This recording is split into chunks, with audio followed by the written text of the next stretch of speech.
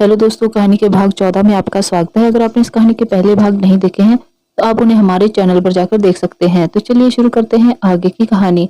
आरुष भी शवी का मुस्कुराता हुआ चेहरा याद करके साथ में ही गुनगुनाने लगा। हमें तुमसे प्यार कितना ये हम नहीं जानते, मगर जी नहीं सकते तुम्हारे बिना। ऐसे ही सोचते सोचते वो घर पहुंच गया और सीधे अपने रूम में चला गया। उधर ऋत्विक थोड़ी देर बाद नीचे आ गया और हॉल में सबके साथ बैठ गया। वहां राजेश जी और आश्री जी के साथ दादी और शवी और प्रियल, जो कि अपने कॉलेज ट्रिप से आई थी, सब बैठे थे। प्रियल तो शवी से एकदम चिपक कर बैठी थी, जैसे बरसों बाद मिली हो। वो दोनों आपस में हंस हंस कर बातें कर रही थी। ये देखकर ऋत्विक प्रियल की तरफ देखकर बड़बड़ाया, भाई की सीट पर कब्जा करके बैठी है, कैसी बहन है, वो जगह मेरी है। फिर मुंह बनाकर वो भी दादी के बगल में बैठ गया, क्योंकि वहां से बिल्कुल सामने ही शवी बैठी थी, जो कि उसकी तरफ देख ही नहीं रही थी, क्योंकि वो दोपहर के वाकये के बाद खुद को उसे दूर रहने की सोच चुकी थी। लेकिन ये बात ऋत्विक को कहाँ गवारा होनी थी भला। जब शबी ने कोई भाव नहीं दिया तो जनाब खुद ही चुप्पी तोड़ते हुए बोले, टेबल की तरफ इशारा करते हुए, शबी वो कॉफी पास करना जरा। अब इतने लोगों के बीच वो मना भी नहीं कर सकती थी। उसने ऋत्विक की तरफ घूर के देखा, जो कि मुस्कुराते हुए उसे ही देख रहा था। वो बेमन से उठी और कॉफी का मग पकड़कर 2 कदम आगे बढ़कर उसे पकड़ाने के लिए आई। ऋत्विक ने उसकी तरफ गहरी नजर डालते हुए अपने दोनों हाथों से मग को पकड़ा, लेकिन शवी के हाथ के साथ ही अब शवी अपना हाथ छुड़ाने की कोशिश करने लगी तो ऋत्विक ने मुस्कुराकर अपनी आई विंक कर दी। ये देखकर शवी को और गुस्सा आ गया। उसने सबकी तरफ देखा, जो कि अपनी ही बातों में मशगूल थे। फिर वो ऋत्विक की तरफ देखने लगी और धीरे से बोली, हाथ छोड़िए मेरा। ऋत्विक ने मुस्कुराते हुए नाम में सिर हिला दिया। शवी बेबसी सी उसे देखने लगी और आंखों ही आंखों में हाथ छोड़ने की इल्तिजा करने लगी। उसका मासूम सा चेहरा देखकर ऋत्विक ने प्यार से उसके हाथ को आजाद कर दिया। शवी की जान में जान आई। वो वापस से अपनी जगह जाके बैठ गई। फिर रात को दादी को खाना खिला के वो वापस जाने को हुई तो ऋत्विक दौड़कर उसके पीछे आया और बोला, रुको, मैं तुम्हें ड्रॉप कर देता हूँ। शवी धीरे से बोली, जी नहीं, मैं चली जाऊंगी, आप परेशान ना हो। ऋत्विक बोला, कैसे ना हो परेशान, तुम्हें इतनी रात को मैं ऐसे कैसे अकेले जाने दूं। बिल्कुल नहीं, तुम मेरे साथ चल रही हो। जी नहीं, मैं खुद चली जाऊंगी। तभी दादी आई और बोली, शवी बेटा, चीकू ठीक कह रहा है, रात बहुत हो गई है तो अकेले मत जाओ। लेकिन दादी, शवी कुछ कहने को हुई तो दादी बोली, बात नहीं मानेगी, प्लीज बेटा मेरी। शवी उन्हें मना नहीं कर पाई तो और एक नजर ऋत्विक को देखकर बाहर की ओर बढ़ गई। उसके जाते ही ऋत्विक दादी के गले लग गया और बोला, ओ दादी, आई लव यू। फिर उनकी गाल पर एक जोरदार किस करके बोला, यू आर दी बेस्ट। उसकी मक्खनबाजी पे दादी हंसी और बोली, बदमाश, जा जल्दी जा वरना वो चली जाएगी। ऋत्विक उन्हें बाय बोलकर जल्दी से बाहर की ओर भागा। शवी बाहर गाड़ी के पास खड़ी उसका वेट कर रही थी। वो जल्दी से वहां पहुंचा और शवी के लिए कार का दरवाजा खोलकर बोला, प्लीज। शवी ने उसे घूरा और कार में जाकर बैठ गई। ऋत्विक खुद से ही बोला, अब मैंने क्या कर दिया। फिर अपना सर हिलाकर अंदर जाके बैठ गया। उसने गाड़ी स्टार्ट कर दी और एक नजर शवी को देखा, जो कि खिड़की बाहर ही देख रही थी। उसका ध्यान अपनी ओर करने के लिए उसने म्यूजिक प्लेयर ऑन कर दिया। गाना बजने लगा। गाना एकदम ऋत्विक की फीलिंग्स के अकॉर्डिंग ही लगा था, तो वो वॉल्यूम को थोड़ा सा बढ़ाकर साथ में गुनगुनाने लगा और शवी की तरफ तिरछी नजरों से देखने लगा। कैसे बताएं क्यों तुझको चाहे, यारा बता ना पाए, बातें दिलों की देखो जो आंखें तुझे समझाए, तू जाने ना। शवी अब इरिटेट होने लगी, क्योंकि एक तो म्यूजिक का वॉल्यूम उसने फुल किया हुआ था और ऊपर से खुद भी जोर जोर से गा रहा था। शवी ने उसे एक नजर देखा तो वो मुस्कुरा दिया। शवी ने खिंचकर म्यूजिक प्लेयर बंद कर दिया। अरे अरे, ये क्या किया, कितना अच्छा सॉन्ग था, मेरा फेवरेट है ये सॉन्ग, तो घर जाके आराम से सुनिएगा, मुझे क्यों इतनी जोर जोर से सुना के इरिटेट कर रहे हैं। ऋत्विक उसकी तरफ प्यार से देखते हुए, घर जाके सुन लूंगा, लेकिन वो फीलिंग नहीं आएगी। शवी से उसकी नजरों की तपिश बर्दाश्त नहीं हुई तो उसने नजरें घुमा ली। ऋत्विक उसके इस हरकत पर मुस्कुराया और बोला, तुम्हारे इस हया की अदा पे मुझे और भी प्यार आता है। शवी हैरानी से उसे देखने लगी। ऋत्विक उसकी तरफ देखकर बोला, हाय, अगर ऐसे देखोगी तो कहीं मैं अपना सेल्फ कंट्रोल ना खो दूं। फिर मत कहना कि मैं बहुत बेसब्र किस्म का इंसान हूँ जो शादी तक भी नहीं रुक सकता। उसकी बात से शवी की आंखें हैरानी से फैल गई और दिल एकदम से धड़क उठा। उसने फौरन अपना चेहरा घुमा लिया। ऋत्विक दूसरी तरफ मुंह करके हंसने लगा। ऋत्विक फिर बोला, वैसे शर्माती हुई बहुत प्यारी लगती हो, कसम से। उसकी बात पे शबी ने उसे फिर से घूरा और बोली, मैं कोई शर्माती वर्माती नहीं हूँ, समझे आप, और मैं आपसे क्यों शर्माऊंगी भला। ऋत्विक उसकी तरफ देखकर मुस्कुराता हुआ बोला, ओह, तो तुम नहीं शर्माती हो, राइट। जी बिल्कुल नहीं, पक्का, बिल्कुल पक्का, एटीट्यूड से बोलकर शवि ने फिर से मुंह फेर लिया। ऋत्विक ने कार को एक साइड लगाया और ब्रेक लगा दी। शवि ने हैरानी से उसकी तरफ देखा, जैसे पूछ रही हो कि ब्रेक क्यों लगा दी। ऋत्विक ने उसका इशारा समझा और अपनी भौहें उचका के बोला, अभी बताता हूँ। शवि नासमझी की तरह बस उसे देखे जा रही थी कि अचानक से ऋत्विक ने उसे हाथ पकड़कर अपनी ओर खींच लिया।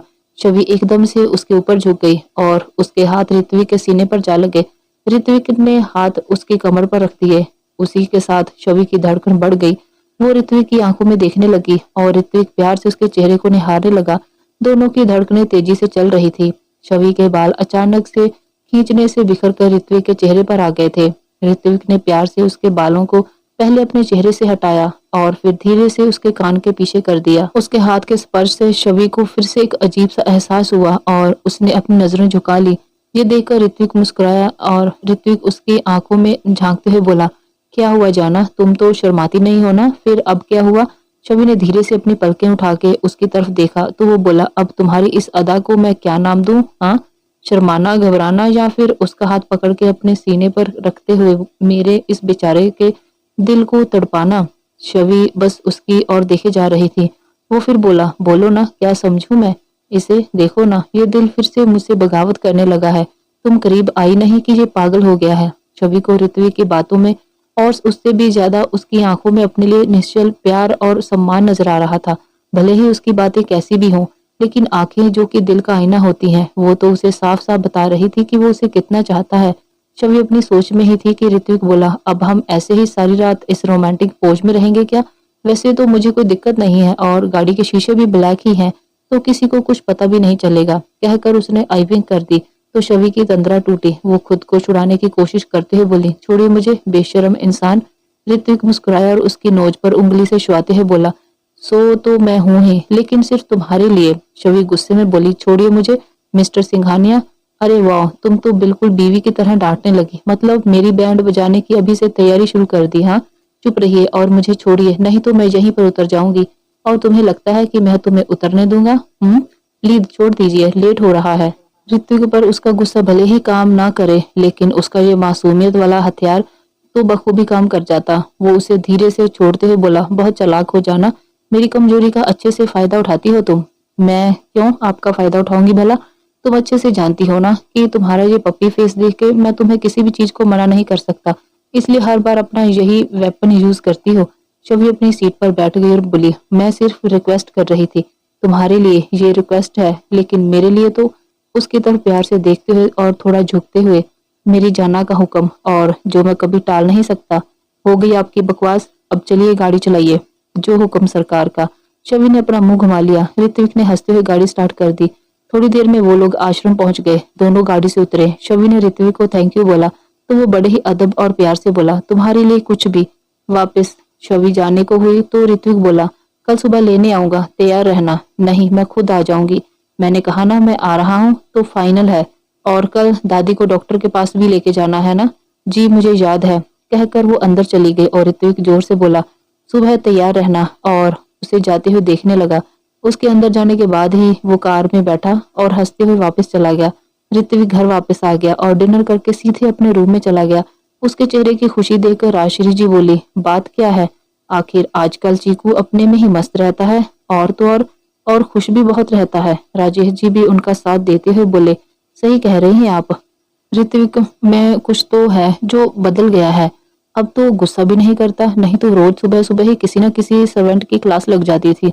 लेकिन अब तो उसे कोई ध्यान ही नहीं रहता, ना खाने का, ना सफाई का, ना ही किसी और चीज का। प्रियल भी बोली, हाँ दादी, ये तो मैंने भी नोटिस किया है कि भाई काफी बदले बदले से हैं इन दिनों। उन सब की बातें सुनकर दादी हंसने लगी तो वो तीनों अजीब नजरों से उन्हें घूरने लगे। वो बोली, अरे ऐसे मत देखो, मैं पागल नहीं हुई हूँ, और तुम लोगों का बेटा भी बिल्कुल ठीक है। हाँ बदल गया है, लेकिन उसका जो बदलाव पॉजिटिव ही है। वो कैसे? तीनों एक साथ बोले, वो ऐसे कि हमारे चीकू को हो गया है प्यार। क्या? कहकर तीनों एकदम से अपनी जगह पर खड़े हो गए।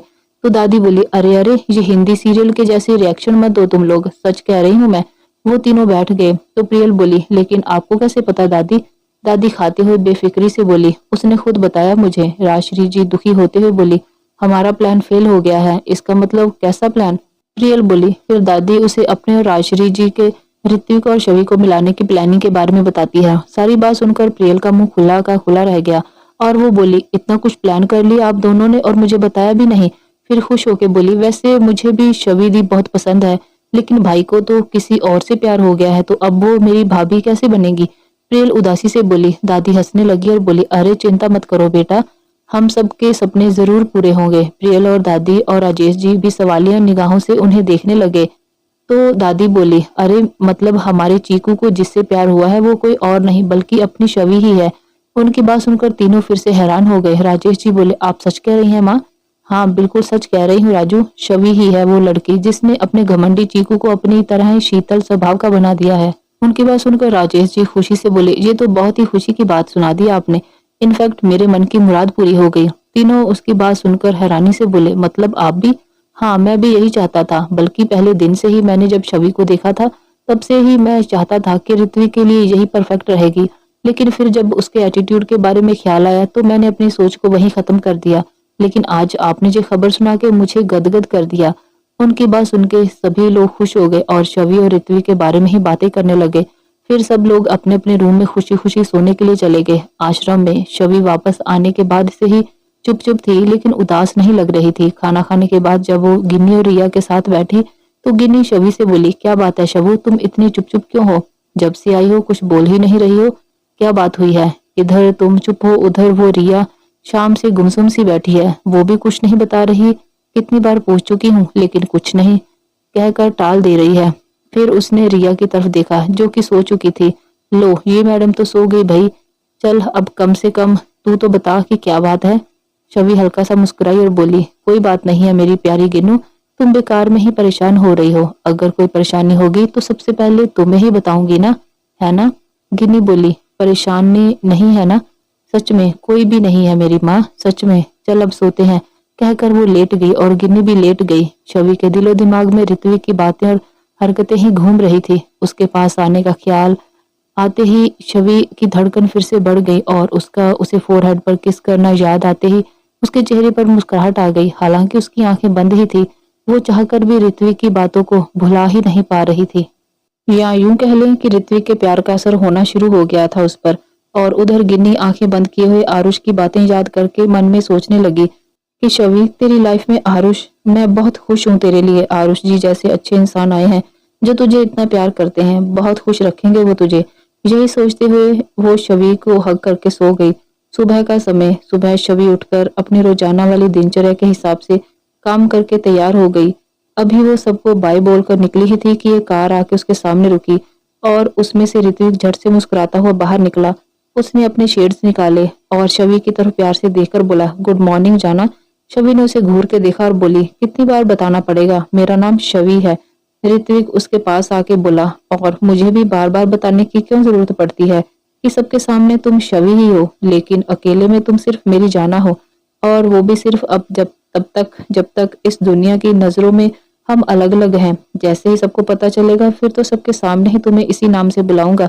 हो गई आपकी बकवास। वैसे आप सुबह सुबह यहाँ पर क्या कर रहे हैं?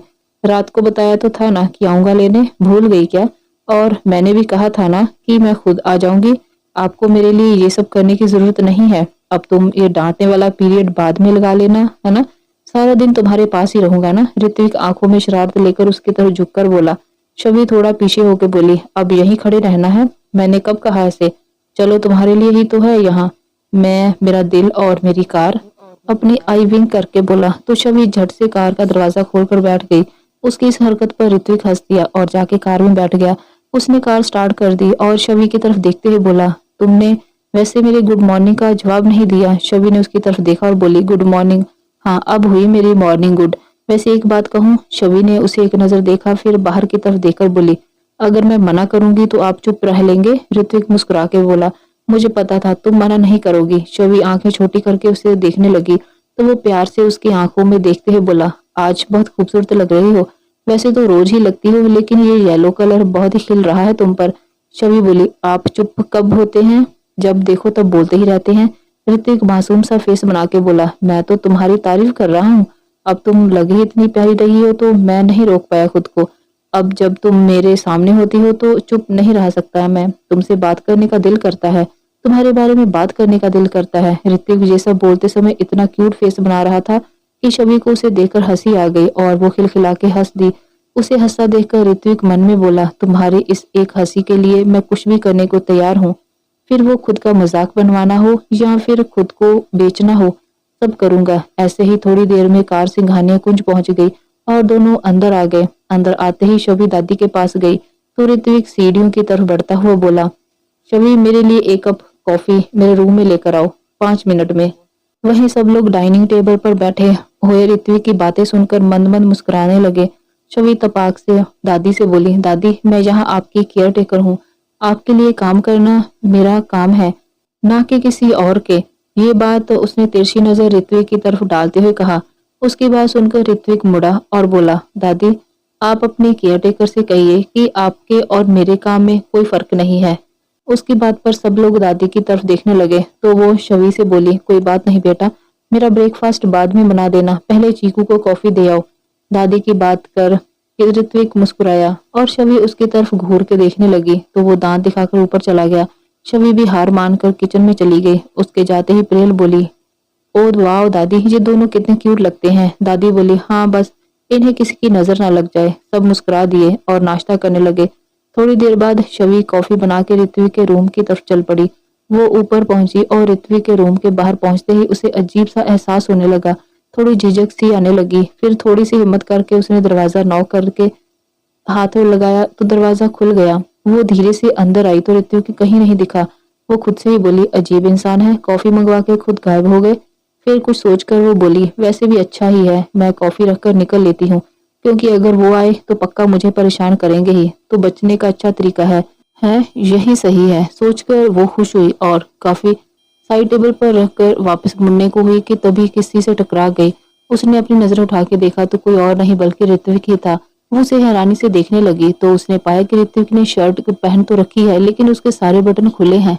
वो अभी अभी वॉशरूम से निकला था कि शर्ट डालते हुए शवी के पीछे खड़ा हो गया, जिस कारण बटन अभी बंद नहीं किए थे और उसके बाल भी अभी गीले ही थे जो कि बिखरे पड़े थे। उसे ऐसे अचानक देखकर शवी हड़बड़ा गई और बोली, यहाँ आप? ऋत्विक बोला, अब ये मेरा रूम है तो मैं यही होऊंगा ना, और वैसे भी तुम हमेशा मेरे रूम में चोरी छिपे ही क्यों आती हो? मैं क्यों आऊंगी आपके रूम में चोरी छिपे? मैं तो ये कॉफी देने आई थी जो आपने ही मंगवाई थी। कॉफी की और इशारा करते हुए कहती है। ऋत्विक कॉफी देख thank you so much welcome बोलकर जैसे ही शवी जाने को हुई कि ऋत्विक ने उसका हाथ पकड़ लिया। शवी उसे देखने लगी और बोली, अब क्या है, आपको कॉफी चाहिए थी, मिल गई ना? ऋत्विक उसे अपनी ओर खींचकर सामने खड़े करते हुए बोला, हाँ कॉफी तो मुझे मिल गई, लेकिन अपनी बात को अधूरा छोड़ दिया। शवी आंखें छोटी करके, कुछ और भी चाहिए आपको? लेकिन क्या और भी? ऋत्विक ने हाँ में सिर हिला दिया तो शवी बोली, चाहिए क्या? ऋत्विक उसकी तरफ झुका और उसके कान में धीरे से बड़े प्यार से बोला, तुम चाहिए मुझे? ऋत्विक के ऐसा बोलने से शवी की सांसें ही रुक गई हो मानो।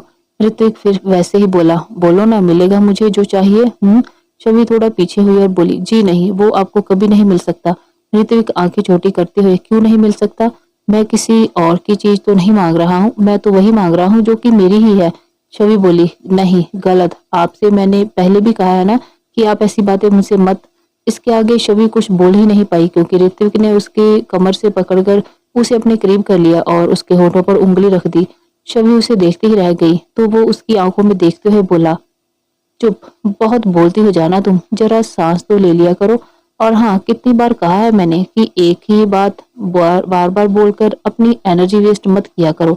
तुम जानती हो कि तुम्हारी इन बातों का मुझ पर कोई असर नहीं होने वाला, क्योंकि ऐसी बातें तो मैं तुमसे ही करूंगा ना, और किससे करूंगा भला?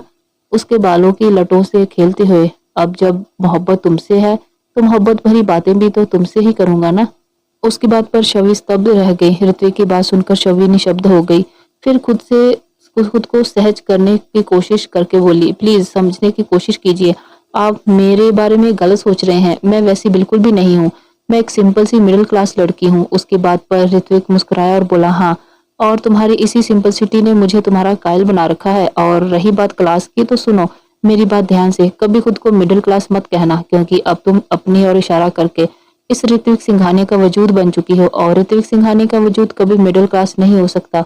तो अब से अपने बारे में कुछ भी उल्टा सीधा बोलने से पहले ये सोच लेना कि तुम खुद को नहीं बल्कि मुझे बोल रही हो, और मैं अपने बारे में कोई भी गलत बात बर्दाश्त नहीं कर सकता। You understand?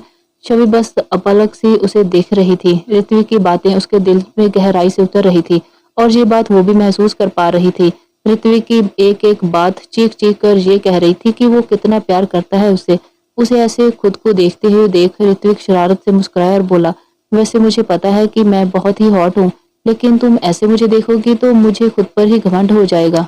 ये कहकर उसने आइविंग की, लेकिन शवी को होश आया तो उससे दूर होने लगी और बोली, पहले शर्ट के बटन बंद कीजिए। ऋत्विक अपनी ओर देखकर फिर शवी को देखकर मुस्कुराते हुए बोला, अरे अभी तो मुझे निहार रही थी और अभी शर्म आ रही है।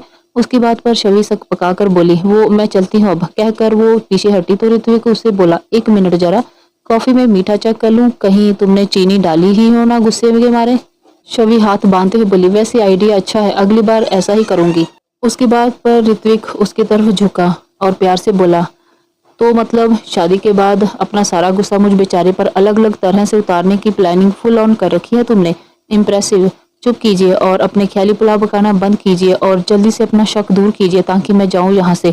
ऋत्विक कॉफी की तरफ बढ़ते हुए, बड़ी जल्दी है मुझसे दूर जाने की। शवी कुछ नहीं बोली तो ऋत्विक ने उसकी ओर देखते हुए कॉफी का एक सिप लिया और शवी की ओर देखकर बोला, कोई बात नहीं, तुम्हारी तो चीनी के बिना कॉफी भी अच्छी ही लगेगी मुझे, तुम जाओ मैं पी लूंगा। शवी आंखें छोटी करके बोली, क्या मतलब है आपका? ऋत्विक बोला, मतलब तो साफ है जाना कि तुमने चीनी नहीं डाली जानबूझकर मेरी कॉफी में।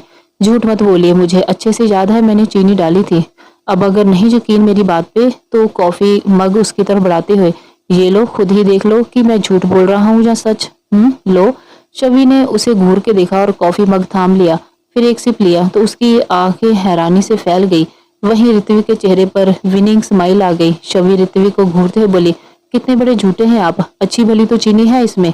ऋत्विक आंखों में शरारत और चेहरे पर हैरानी लेकर बोला, अच्छा, लेकिन मुझे तो नहीं लगा था, जरा दिखाना तो, एक बार फिर से चेक करता हूँ।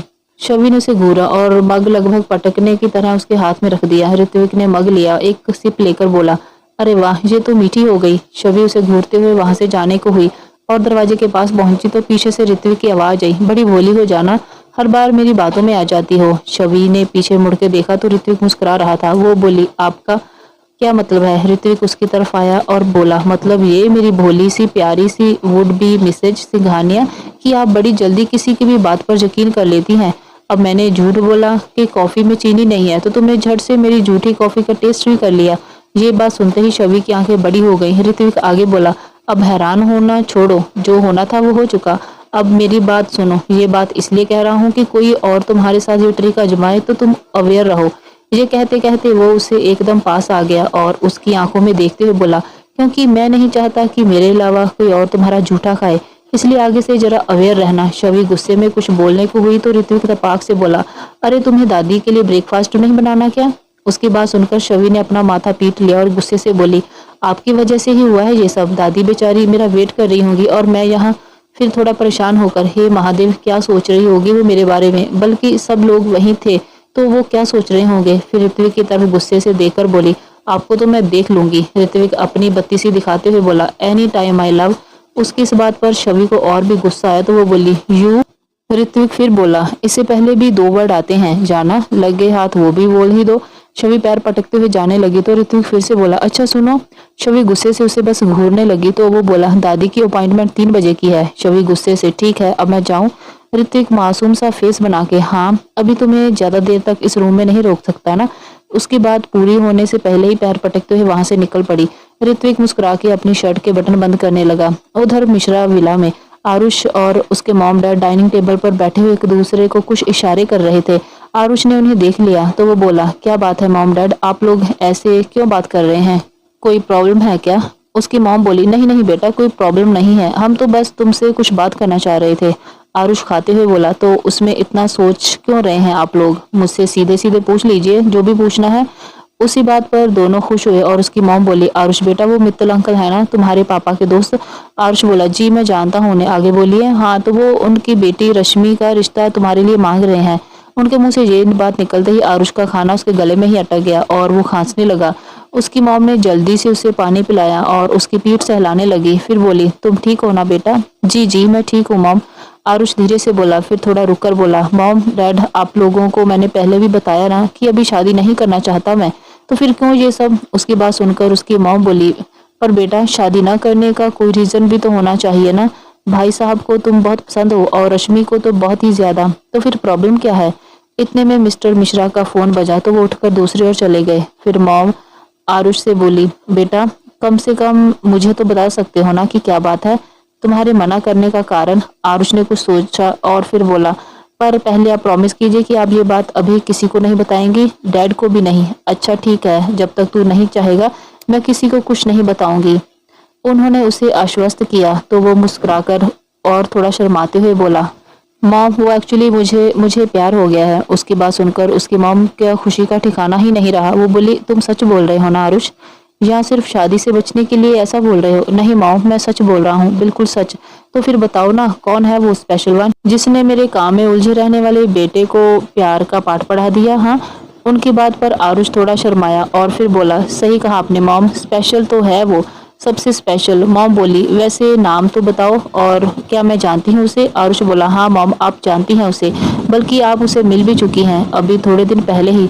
अच्छा, मैं मिल चुकी हूँ, तो फिर जल्दी से बताओ ना कि उसका नाम क्या है, तभी मेरी क्यूरियोसिटी खत्म होगी। आरुष उनकी बेताबी को देखकर मुस्कुराया और बोला, जी मॉम, उसका नाम है शवि। शवि का नाम सुनते ही उसकी मॉम खुशी से बोली, क्या ये वही शवि है जो कि सिंघानिया कुंज में जॉब करती है। जी बिल्कुल मॉम, वही शवि जिसकी तारीफ आप रोज रोज करते नहीं थकती हैं। मॉम बोली, तो इसमें प्रॉब्लम क्या है, हम रिश्ता लेकर जाते हैं, वो हमसे मिलेंगे तो मना करने का सवाल ही नहीं होगा। नहीं नहीं मॉम, कैसे ऐसे कैसे रिश्ता लेकर जाएंगे आप। अभी तक मैंने उसे बताया ही नहीं कि मैं उससे प्यार करता हूँ, तो ऐसे सीधे तो रिश्ते की बात उससे अच्छी नहीं लगेगी, इसलिए थोड़ा टाइम रुक जाइए, फिर मैं मौका देकर अपने दिल की बात करता हूँ, फिर बात करता हूँ उससे, फिर आपके सारे अरमान पूरे होंगे, बस तब तक जरा पेशेंस रखिए। कहते उसने उन्हें पीछे से हक किया और बोला, प्लीज अब डैड को इस रिश्ते के लिए मना कर दीजिए, क्योंकि मैं शवि के अलावा किसी के बारे में भी नहीं सोच सकता।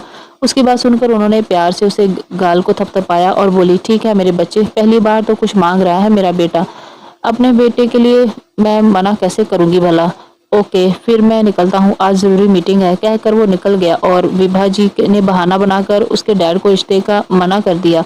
रास्ते में आरुष खुद से बोला, आपको थोड़ा सा वेट करना ही होगा मॉम, क्योंकि शवि की हाँ के साथ साथ किसी को मात भी तो देनी है अभी, तभी तो शवि को अपना बना पाऊंगा ना। कहकर वो मुस्कुराने लगा। आरुष अपने ऑफिस पहुंचा और अपने कैबिन में आके बैठ गया और अपने पीए को कॉफी लाने को कहा। कुछ देर बाद उसका पीए कॉफी ले आया और आरुष को उसका शेड्यूल बताने लगा।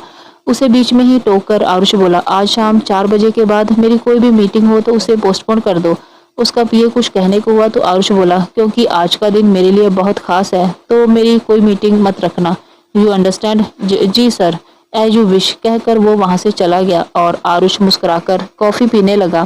फिर खुद से ही बोला, मुझसे तो आज शाम तक का वेट ही नहीं हो रहा है मिस फेरी, दिल कर रहा है कि अभी आ जाऊं तुम्हारे पास और फिर हम दोनों साथ में टाइम स्पेंड करें और कोई ना हो हमें डिस्टर्ब करने वाला। फिर अपना फोन निकाल कर बोला, कॉल करूं क्या, कम से कम तब तक तुमसे बात करने करके दिल को हौसला तो मिले। फिर कुछ सोचकर उसने नंबर डायल कर दिया। सिंघानिया कुंज में शवि बड़बड़ाती हुई नीचे आई और सीधे किचन में चली गई। मिस्टर सिंघानिया ऑफिस के लिए निकल गए क्योंकि ऋत्विक को दादी के साथ जाना था, तो उसे नहीं जाना था ऑफिस। प्रियल भी अपनी फ्रेंड के घर चली गई कॉलेज असाइनमेंट का कुछ डिस्कस करने का बोलकर। शवि दादी के लिए ब्रेकफास्ट बनाकर लाई और उन्हें खिलाने लगी। इतने में ऋत्विक भी सीढ़ियों से उतरा और दादी के पास आके बैठ गया। शवि दादी को बड़े प्यार से खाना खिला रही थी। ऋत्विक दादी की तरफ देखते हुए तिरछी सी नजर शवि पर डालते हुए बोला, काश कोई हमें भी इतने प्यार से कभी खाना खिलाए तो मजा ही आ जाए। उसकी बात पर दादी मुस्कुराने लगी और शवि उसे घूर कर देखने लगी तो वो मुस्कुरा दिया। फिर दादी से बोला, दादी दोपहर 3 बजे की अपॉइंटमेंट है डॉक्टर से। दादी ने बच्चों जैसा लुक देते हुए कहा, ठीक है। फिर बोली, चीकू अब तुम भी ब्रेकफास्ट कर लो बेटा, 11 बज चुके हैं। ऋत्विक बोला, जी दादी। फिर उठकर डाइनिंग टेबल पर जाके बैठ गया और जोर से बोला, अब खाना मुझे खुद ही सर्व करना होगा क्या।